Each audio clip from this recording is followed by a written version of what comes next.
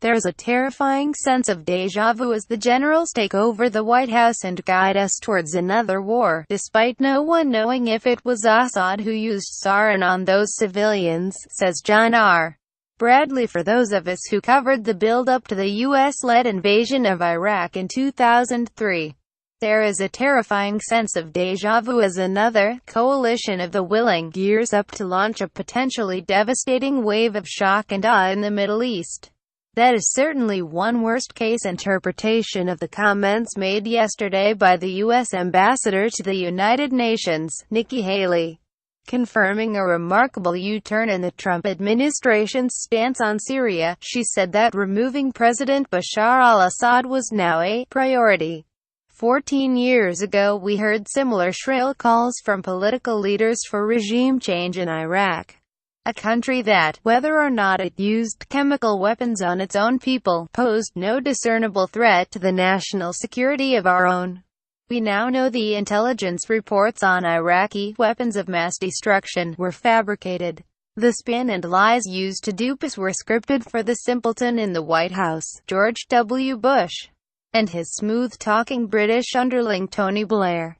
And we know that the authors of the nonsense they peddled were neoconservative war hawks determined to invade Iraq at any cost.